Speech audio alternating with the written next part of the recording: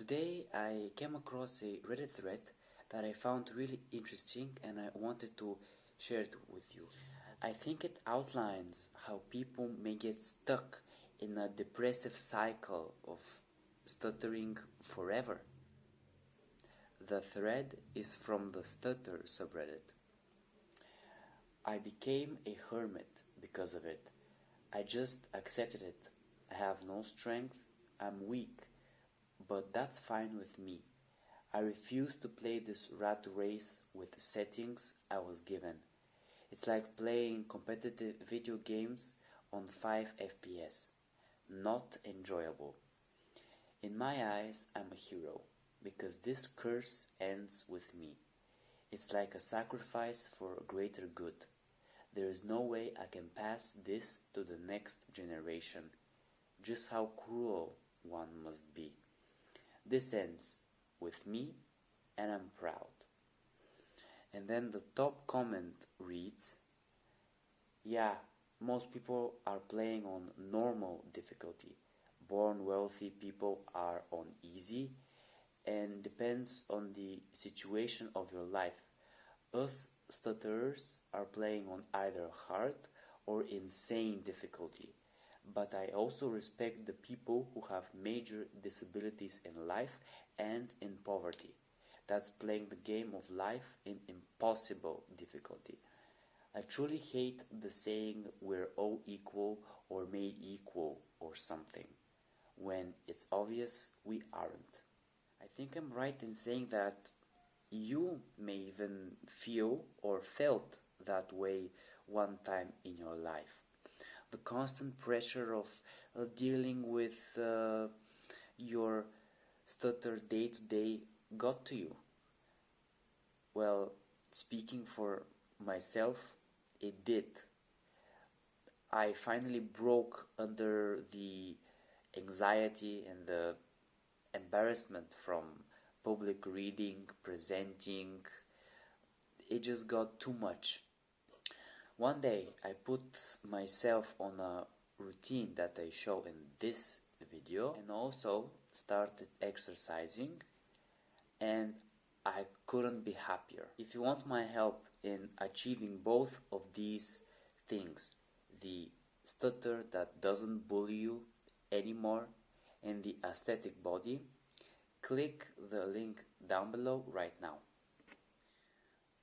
But the post I mentioned really did hit home. I understand how he was feeling, mentally drained and depressed because of his stutter.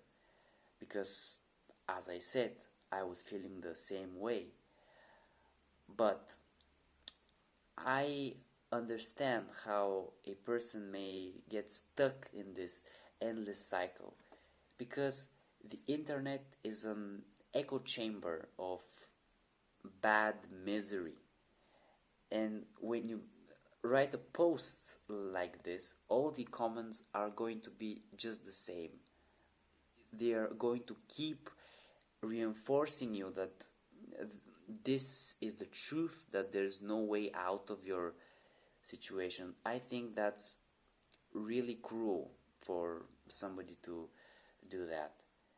But is this really a valid belief to have, that you can't do anything about your stutter, that it controls your whole life? This is among the destructive beliefs that I discussed in this video. Every life is precious, and your stutter doesn't directly control it. Think of this like your stutter being the passenger in the car that you drive. So you are the driver. And so it doesn't act as a barrier in all aspects of life. And what do I mean by that? Well, do you like the way your body looks right now? Do you love yourself for how you look? Would you date an identical version of yourself? If not, then how can you expect someone else to love you? And if you are in your teenage or early adult years, fitness should be one of your priorities right now. Stop obsessing over your stutter and instead obsess over your body. I promise you, if you have the six pack and you have built the discipline that the six pack required, happiness will follow. And your stutter won't bully you anymore if that happens. Start with some push ups, pull ups, and squat. Then, if you like, progress to the gym or just keep doing these bodyweight calisthenic exercises because I have seen beautiful bodies that are built in either of these ways personally. So just pick what you like doing the most and continue. That's the most important thing, to be consistent. Do not try to overthink how good each workout was. The most important thing is that you showed up and you completed it. After your body, the face is next. Do you have terrible acne? Do you keep up shaving? Do you have a good jawline? If not, maybe you could try dieting down. And actually, I have found that acne is largely just a sign of a bad diet because I had many pimples growing up and I realized that milk and the sweets I had been eating, they contributed the most to my acne. So I cut them out and now my skin is better than ever. And I suggest that you too cut them out and you will see a great improvement like 2 days from now. That's the quickest way to deal with your acne. Also, try to prioritize your sleep. I know that may sound boring because uh, the social life actively conflicts with having a good sleep routine, but just try to set a consistent time that you go to bed and go to sleep. Also, if you like to sleep, for example, 8 hours a night, try to get in bed 9 to 10 hours before you wake up because falling asleep is actually very time consuming because of all the blue light that we are voluntarily exposing ourselves to. And after you have established this routine, you're going to realize how simple it is actually to get a good night's rest. I am certain that you yourself, or maybe other people around you, are constantly drinking energy drinks and coffee because they just haven't slept enough. They're trying to disguise their sleeping problem by drinking coffee and other stimulants.